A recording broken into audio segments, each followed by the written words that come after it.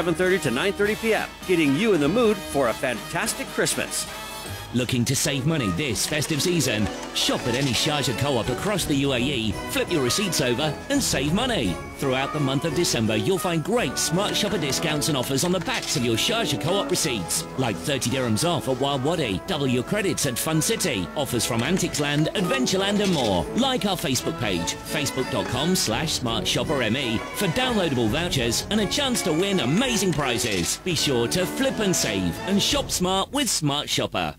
It's time for the Standard Chartered Dubai Marathon 2013. Register online now for the full marathon, the 10K road race, or the 3K fun run, all starting and finishing alongside the Burj Khalifa on MR Boulevard on Friday, January 25th. For full information and race registration, visit DubaiMarathon.org. The Standard Chartered Dubai Marathon 2013, supported by the Dubai Sports Council, Dubai Holding, JW Marriott Marquis, MR, Adidas, Sport 360, Plan B, Fitness First, Dubai Police, the RTA, and Dubai Eye 103.8, the official radio partner. Celebrate the spirit of the season and treat yourself to world-class luxury with Batil Gourmet Delicacies. Indulge in the finest handmade chocolates or an exclusive selection of premium date delights and a lavish assortment of gourmet sweets and treats. Batil is an experience that will leave you breathless. Visit any of the elegant Batil boutiques in premium malls in Dubai and Abu Dhabi. A unique selection of festive gifts awaits you. Batil, luxury you can taste. There are moments that change the way you see your future. Moments that change you forever. Moments that change the way you are seen by others. And moments that change your path in life. In every one of these moments, there's a Renault for you. To start your journey with Renault, there are offers that you can't miss. Until December 20th, your Renault comes with free service up to 2 years or 40,000 kilometers.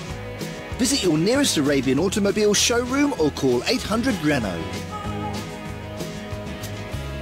Choose the Renault quality.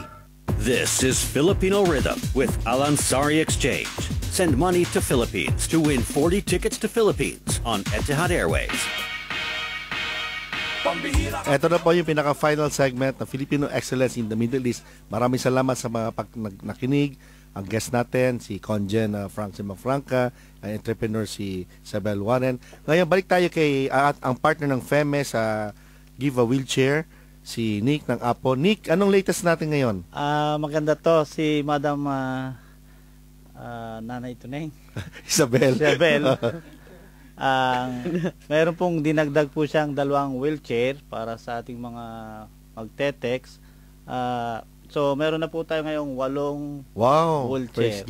Pero anong pinagkaiba nung kay Nanay Tuneng? Bago po yung dalawa, sigurado 100%. Okay. Sa Pilipinas na yun. Pilipinas na po yun. Isabel, maraming salamat Isabel dyan. So, continue pa kayo mag-text 40001.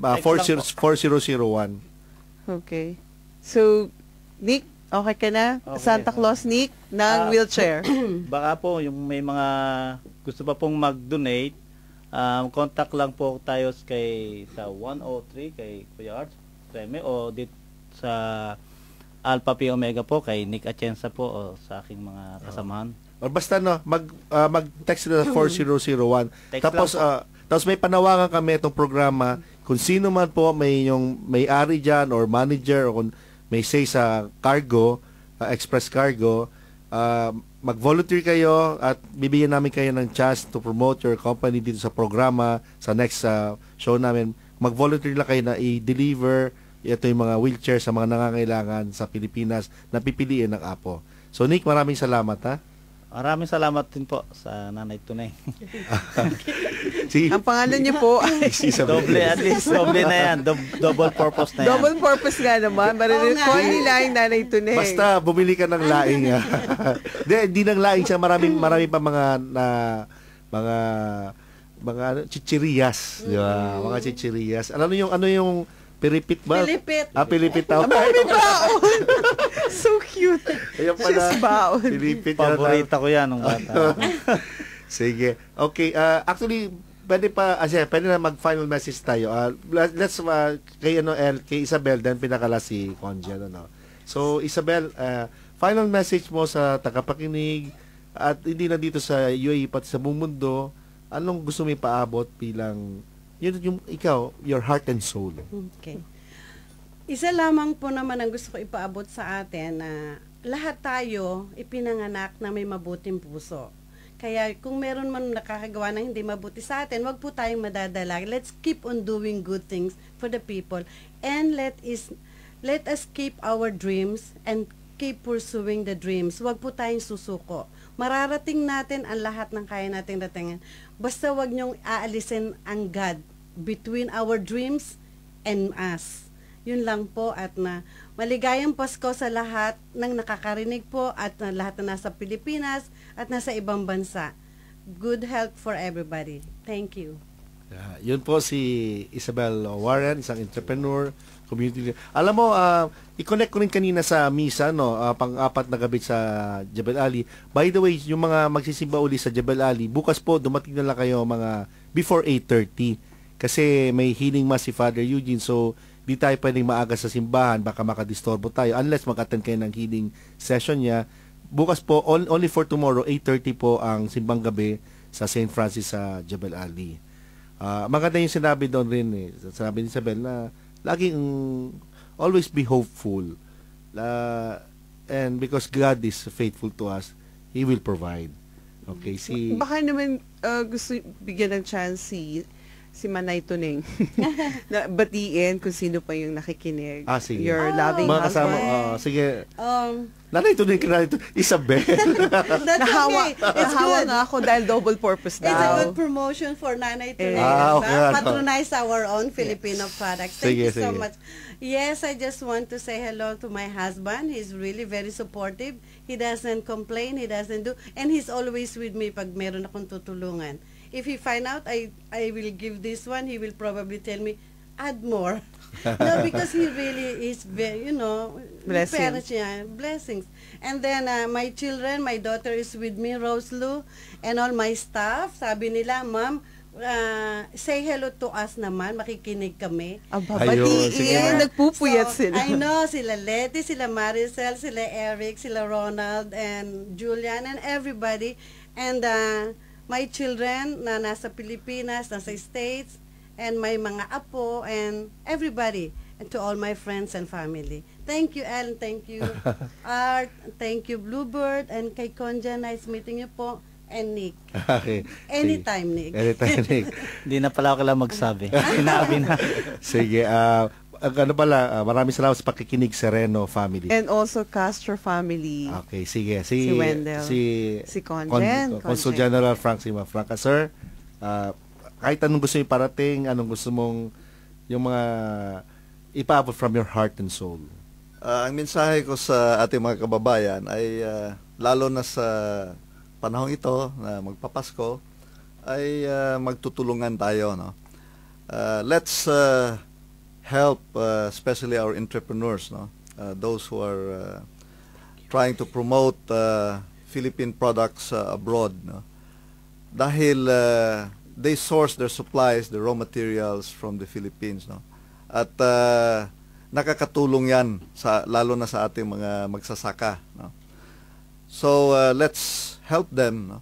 And sila din ay magiging inspirasyon natin, no? Marami tayong mga kababayan diyan na siguro nakapag-ipon na, no, ng sapat para pwede na rin silang magnegosyo. And the entrepreneurs like Isabel can share, no? Can share their experience, their expertise with them. And sa Filipino community, magtutulungan din tayo sa lahat ng bagay, no? Lalo na yung mga tutulungan natin yung mga nangangailangan dito at sa Pilipinas, no? Kung hindi man tayo magkaisa, at least magkaisa tayo sa layunin, no? We should have a common purpose. So let's help each other promote our country, and let's help each other in trying to uplift, each and every one of us. So yun lang ang kuwan ko, and maligayang Pasko sa inyong lahat, at manigong bagong taon. Sa mga Bisaya dyan, malipayong Pasko kaninyong tanan o bulahang bagong tuig. Dagang salamat din Art, L, and Bluebird. Sino pong gusto mababatiin, sir? Bahay or mga nakikinig? Yeah, siguro nakikinig pa yung aking may bahay. So, binabati ko ang aking asawa, no? Si Lou, at saka ang aking anak na si Francesca. Pero dapat tulog na siya. And lahat ng mga meron din ako mga kamag-anak dito sa actually dito sa Dubai. So binabati ko sila at siyempre yung mga kamag-anak ko sa Pilipinas, no? Yung aking nanay at aking mga kapatid. Maraming salamat po, Consul General Frank Lima Franca. Yung mga nagsisimba po sa Jebel Ali, makikita niyo si Conjen si Franca sa Friday 21. Sir, kakausapin ko niyo yung pare, ipapa-address ko rin kayo sa simbahan para makilala kayo doon. Just a few words, babati rin yung mga parishioner sa Friday. Ikaw, El? Alright, maraming salamat po, Conjen, ang tatay namin ngayon dito sa Dubai, Northern Emirates. Miss Isabel, maraming salamat. Yung mga wisdom na i-share nyo sa amin, I'm sure maraming na-empower. And that's what we need right now. Good news is always good news. And of course, kay San Nicolas, Nick, ay nako, you'll be branded the wheelchair man. But, ang wheelchair na yan, nakakapagbigay buhay, flexibility, mobility, kung sino man ang nangangailangan. Bless you and bless your group. Okay? At para sa ating mga FEME partners, FEME mentors, and lahat ng ating mga tagapakinig, maraming salamat, Daddy Blue and Jeka, sa pagpupuyat at sa ating mga bisita. Kay Mang Manny na naghatid kay Conjen, Iha. Para po sa inyo, ang programa na ito, hindi sapat na Pinoy ka, hindi pwedeng ox na yan o sige na nga. At dahil Pinoy ka, dapat magaling ka, hindi na dapat maging tahimik, feeling maliit o mahiyain. May sinabi ka kasi Pinoy ka, mahusay at magaling. May puwang ka sa mundong ito para maging isang Filipino excellent.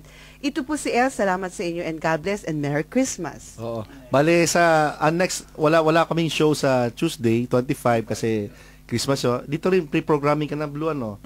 So, Merry Christmas po sa inyo lahat from FEME, Filipino Excellence Middle East. Sa programang ito, walang bato matanda, mayaman mahirap, may pinagrawala. Basta Pinoy ka't magaling ka, kasama ka namin dito. Mabuhay tayong lahat at